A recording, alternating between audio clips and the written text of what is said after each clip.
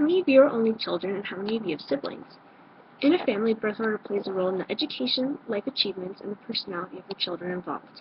As the middle child in my own family, I've always been interested in what effects birth placement has on each of the children involved and what happens to their upbringing and future. When I first began researching into birth order, many results that came up were primarily psychological studies, but as I delved further into it, I found research completed that shows the effects of birth order studied with a sociological perspective. In class, we discussed the concept of attachment parenting, where parents develop a strong bond with their infants. It is important within a family because based on how the mother interacts with the firstborn child, that is how it's going to affect the raising of the next few children involved. When I was first researching the effects of birth order on the family, I was expecting results to come up that show the personality traits that each child possesses based on their birth order in the family.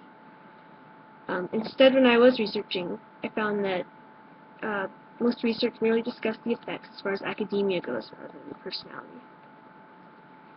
In sociology, birth order provides an explanation of social division among the families and in societies as a whole.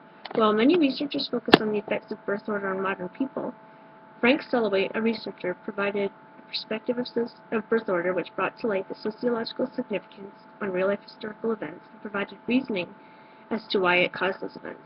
Jeremy Fries, another researcher, references work done by SLGY and that outlines 4 main statements about birth order in society. SLGY states that ideological differences in modern history are largely determined by birth order. For example, his findings challenged classic historic events such as the French Revolution and the Reformation. SLGY believes that with the knowledge and research of birth order, he could provide more explanations and challenges to Marxist and Weberian sociological theories. He believes that birth order provided more research into studying social attitudes and other variables such as race, gender, social class, and age as outlined by Fries. Lastly, SLGY uses the theory of evolution to describe the effects of birth order in a more general way in both historical context and modern society. The next study I found raised the issue of academic and social outcomes of birth order in children within a family. To do this study, researchers made a list of questions to be asked of the teacher and caregivers. An example is as follows. Parents were asked to rate the child on his or her ability to make new friends.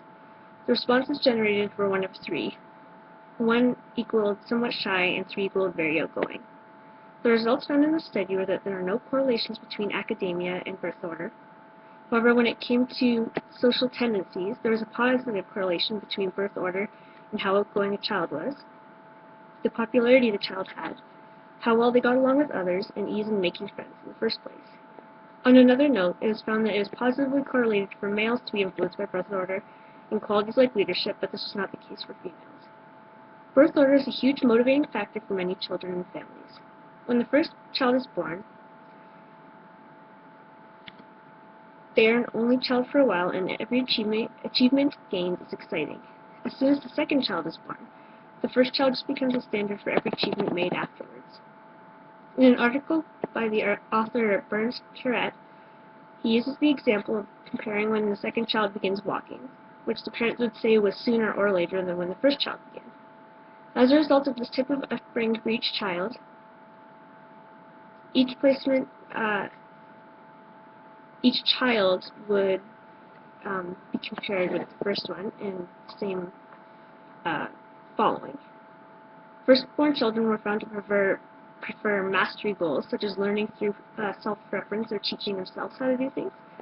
And then the second children born were typically more performance-minded, so they wanted to win, they wanted to be better, they wanted to compare themselves to the first child. In my family, there are 5 of us, my father, mother, and then there are 3 of us kids. We're a typical nuclear family because we're composed of 2 parents and then children. And we are also patriarchal because my father manages the bills and works full-time, while my mother was always a stay-at-home mom for my siblings and I when we were growing up. We also have a bilateral descent because we're born with both my mother and father's parents. We're close with both my mother and father's parents, as well as their siblings and children, which are my cousins. Though we are close in relationships, we unfortunately live across the country from them. Currently, my family is still um, patriarchal. However, my mother has since gotten a part-time job since my older sister and I have already left the house. My mother is beginning to get empty nest syndrome since the two of her children are already gone. As a member of my family and being the middle of three, I've always been interested in the idea of birth order.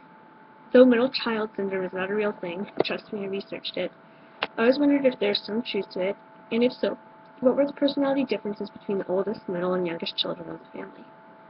In class, we discussed the types of care and attachment that mothers have with their children. We learned that childhood is not only a biological, but also a social and historical construct. It is with the knowledge of social understandings and needs of children that we can learn about the effects of birth order on a broader spectrum than just that of one's mind. We can learn how birth order can affect the whole of society, as well as those just in the family. In an article by Victoria Marini, she describes the different roles that children grow up to have as a result of their birth order.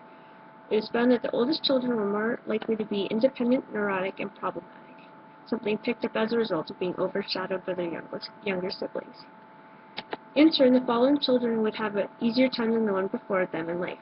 Marini also suggested that parental influence is a contributing factor to the personality and behaviors that were found in each of the children.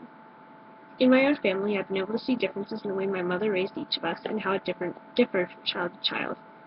My older sister, being the firstborn, always had the most pressure put on her to excel. She had many more restrictions in place, but by the time I was her age, I'd already completed most of what they were, plus more. For example, my parents wouldn't let my sister get her ears pierced until she was 16, but by the time I was 12, I'd already had mine done. And we also have a younger brother who's the baby of the family. All throughout life, my sister and I always felt that he got away with so many more things than we did, and this is because of the overshadowing effect. I've always been interested in what effect birth order had on my family and I. And when I did the research, I learned many things, such as how birth order doesn't affect academia, but it does affect personality.